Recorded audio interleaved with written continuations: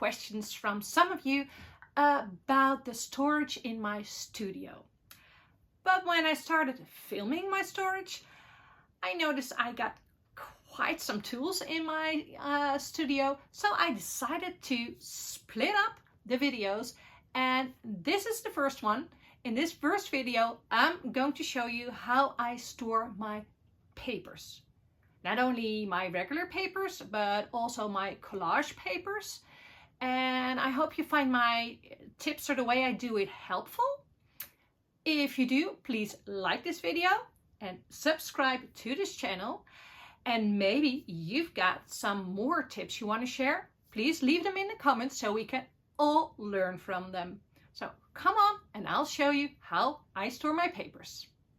Well, this looks quite modest, doesn't it? This paper storage. It's not really tagged, but I know what it is. I know I have things like in cardstock, in printer paper. This is rice paper. Over here I got paper for line-up printing or block printing or etching.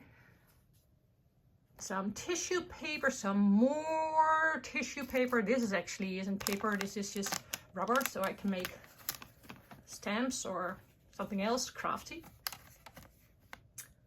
So this looks pretty organized.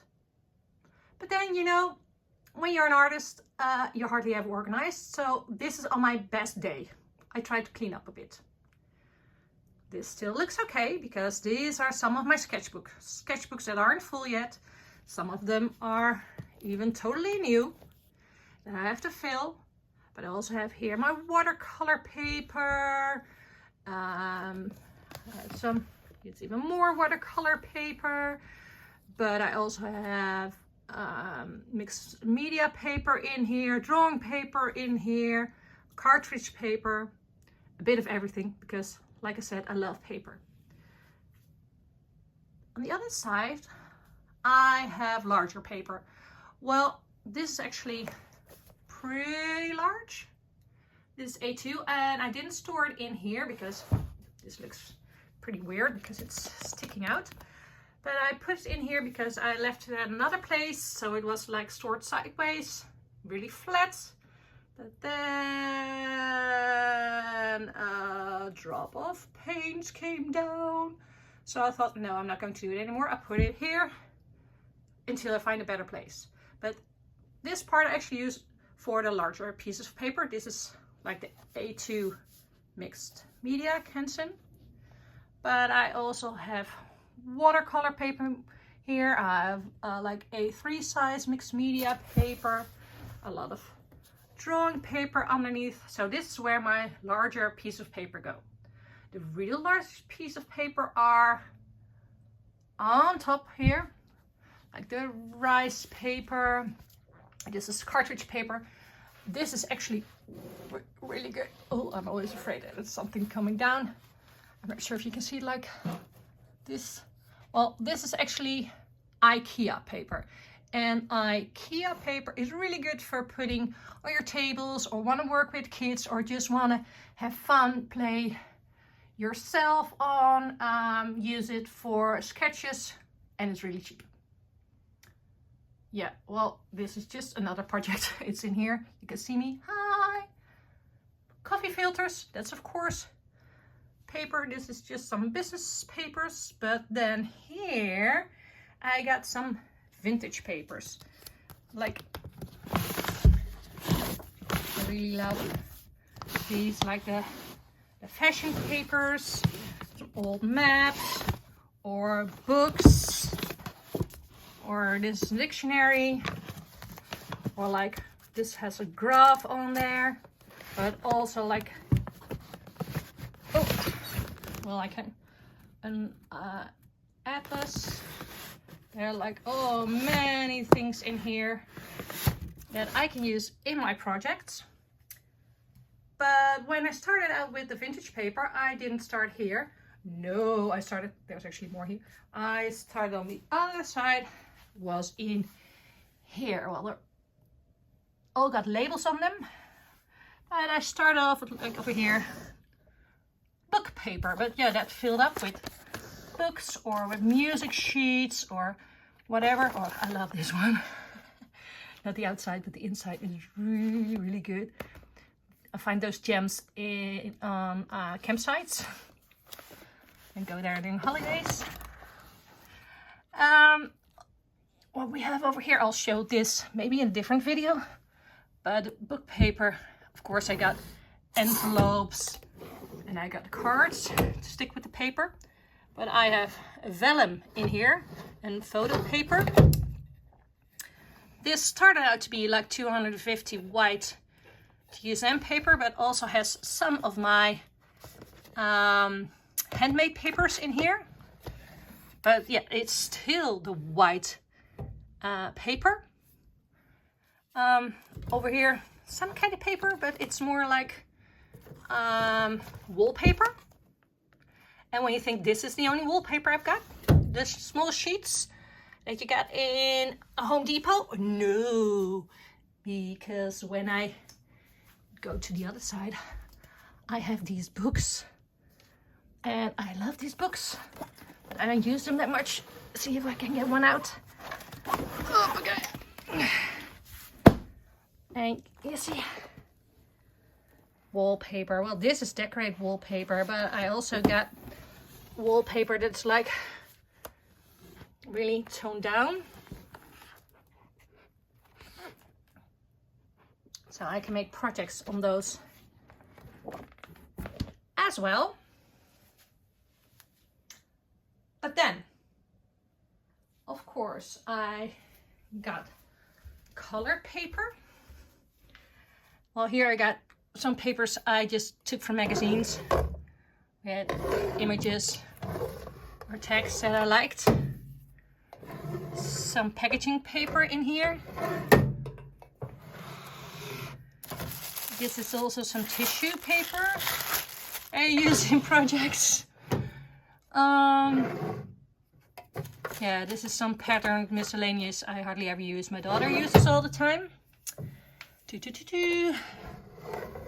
Oh yeah, I was trying to organize this one. I didn't really do it. This is where some of my other maps went. But my color paper, this is store-bought color paper. That is like the sturdy ones I got in here. But I also got some graph paper, like A5 size. Really good for my projects, but also to do with my daughter or with kids' workshops. And again, some color paper here. Some cheap paper.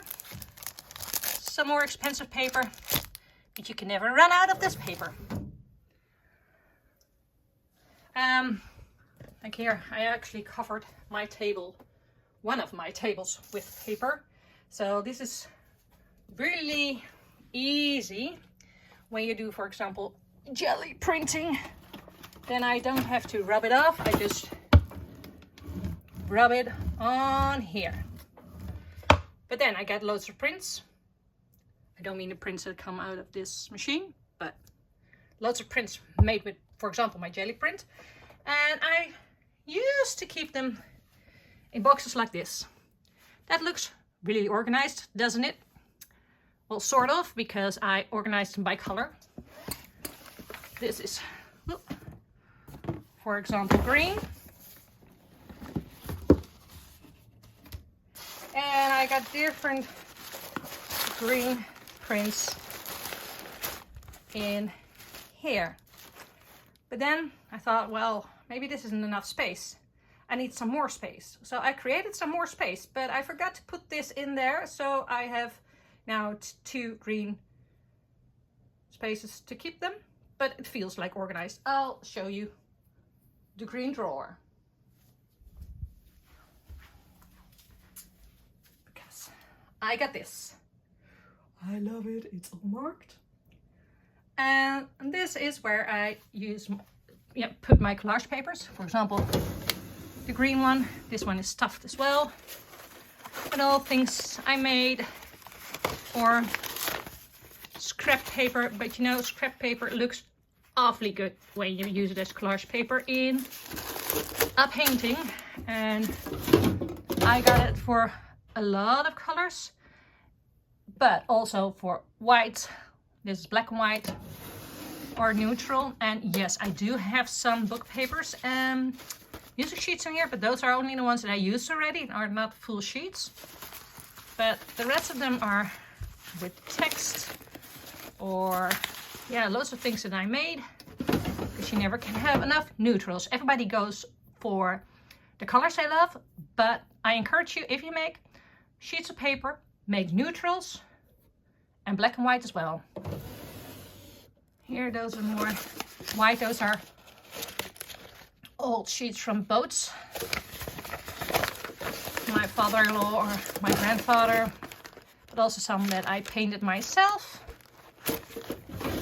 And these are my white scraps, because you never know when you need another scrap and you don't need to use a full sheet of paper. You can just use your scraps. Where do I collect my scraps? Well, I have a handy thing for that. I have this hanging on one of my other art tables, and I collect them in there, and sometimes I grab them from there. Sometimes it gets full, and I have other papers. I put them in this container and I'll store them some other time, or I put them in here. Those are most of the little scraps, and I put them in here, so I take this one with me when I go traveling and I still want to make scraps, for example. And usually I put in here a piece of glue, a pair of scissors, sometimes a knife and a cutting mat, like really small cutting mat in here, so I can take this with me. But yeah, I still got something I got to store here as well. These are jelly prints that aren't really stored yet, but also because I use them for a nature collage and a class that I'm working on, so you might see them some other time. So they're not really fancy, but that is the whole purpose. This one is lovely, some excess liquid watercolor. And over here I also got some prints in here, all on tissue paper that I haven't stored yet, but yeah, it cannot not all be perfect, but at least I try to store my things, the boxes, and these are the new boxes, but around the corner I'm not even going to show you. They are the old Amazon boxes and other boxes that I'm going to keep for when I have to send out my art, for example. Well, these are just some of my papers, and I probably forgot a load of them. Oh, there are some yellow pages there as well. Yeah, I probably got a lot more, but those are the first ones that I thought of. So yeah, hopefully you found some tips that you can use yourself, how you can store your papers.